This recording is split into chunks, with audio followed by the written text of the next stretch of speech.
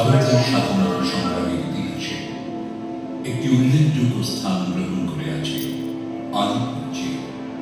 British শাসনের পরাধীনতা থেকে স্বদেশকে মুক্ত করার প্রয়াসে সক্রিয়ভাবে ব্রতী হওয়ার অপরাধে বহু বিপ্লবী এখানে কারারুদ্ধ হন। বহু বিপ্লবীকে এখানে ফাঁসি দেওয়া হয়। বিদেশ থেকে পড়াশোনা করে ভারতে ফিরে অরবিন্দ ঘোষ ভারতের স্বাধীনতা সংগ্রামকে ঘনিষ্ঠভাবে জেনেছিলেন, বুঝেছিলেন, বহু পরিকল্পনা রচনা করেছিলেন। তিনি এবং তার ভাই বারীন্দ্রনাথ ঘোষ বিপ্লবের শিক্ষাকে তীব্র করার জন্য গঠন করেছিলেন অনুশীলন সমিতি।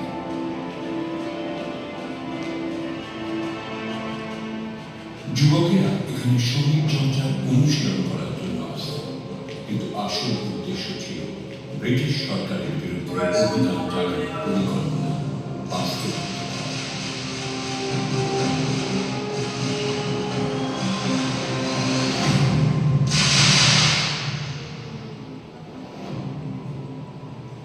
সেই সময় অরবিন্দ ঘোষ ও তাঁর ভাই বারীন্দ্র ঘোষের নেতৃত্বে সাপ্তাহিক পত্রিকা যুগান্তর প্রকাশিত। এই পত্রিকা প্রতিনিয়ত সরকারের আক্রমণের শিকার হচ্ছে, এমনকি নিষিদ্ধ করা হয়েছে। স্বাধীনতা সংগ্রামের প্রধান বিরোধীদের অন্যতম ছিলেন নিষ্ঠুর ব্রিটিশ অফিসার কিংসফোর্ড, যিনি বারবার এই ধরনের সংবাদপত্র নিষিদ্ধ করেছিলেন। সহজে উনি ছিলেন বিপ্লবীদের প্রধান লক্ষ্য।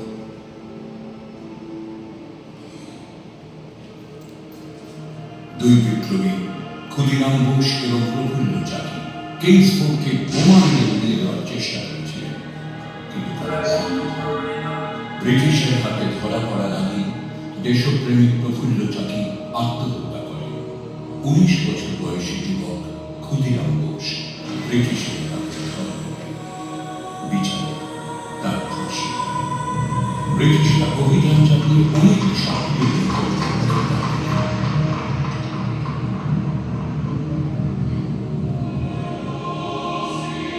1908 সালের 2রা মে 32 নম্বর মুরারিপুকুর রোডে অভিযান চালিয়ে 14 জন সাহসী দেশপ্রেমিককে গ্রেপ্তার করা হয়। তাদের বিরুদ্ধে রুজু করা হয় মানিকতলা বোমা ষড়যন্ত্র মামলা।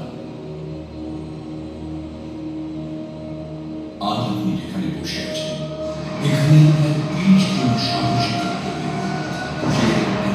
বন্দী ছিল। বিপ্লবীরা কারাগারের চার দেয়ালে থাকতে পারে, কিন্তু দেয়াল কখনো বিপ্লবকে থামাতে পারেনি। বিপ্লব ঝড়ের মতো ছড়িয়ে পড়েছিল চারিদিকে।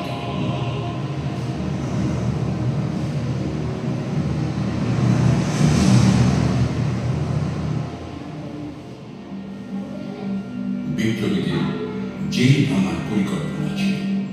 এই উপলক্ষে কারাগারের মানচিত্র তৈরি করা হয়েছিল। 23 নম্বর ওয়ার্ডে উত্তরের প্রাচীরে একটি পাটের গুদাম এবং রান্নাঘর ছিল। উত্তরের প্রাচীর থেকে বন্দীদের যাওয়ার পথ পরিষ্কারভাবে প্রস্তাবিত ছিল, যেখান থেকে সহজেই পালানো সম্ভব। গুপ্ত এজেন্সির দ্বারা গোপনে বালিশে লুকিয়ে রাখা 7টি পিস্তল, দড়ির মণি এবং বোমা তৈরির উপকরণ কারাগারে পাঠানোর প্রস্তুতি নেওয়া হল।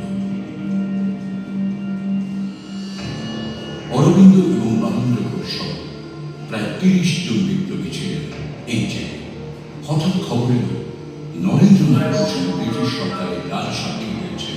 সমস্ত পরিকল্পনা তিনি ব্রিটিশকে জানাবেন। আন্দোলনের জন্য এটি একটি অত্যন্ত বিপজ্জনক বিষয়।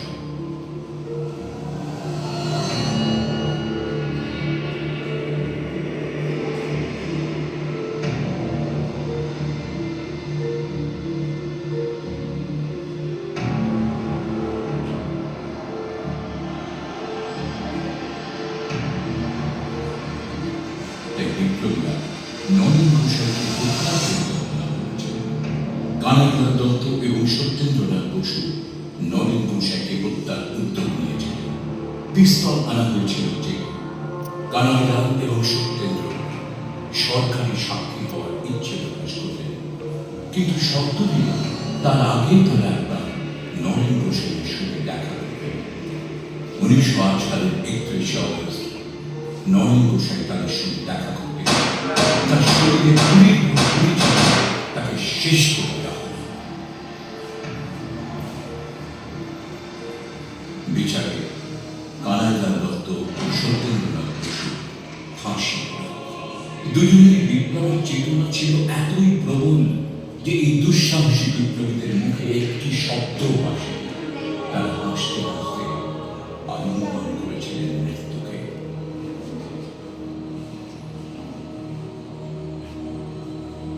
মানিকতলা বোমা ষড়যন্ত্র মামলায় অনেক বন্দীকে কারাগারে পাঠানো হয়েছে।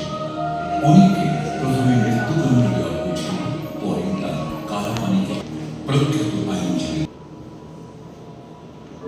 বিপ্লবের অনির্বাণ শিখাকে চিরপ্রজ্বলিত রাখাই ছিল প্রতিটি বিপ্লবীর একমাত্র কামনা। এই কামনা চরিতার্থ করতে যে কোনো শাস্তি তারা মাথা পেতে নিতে একটু উৎসাহ।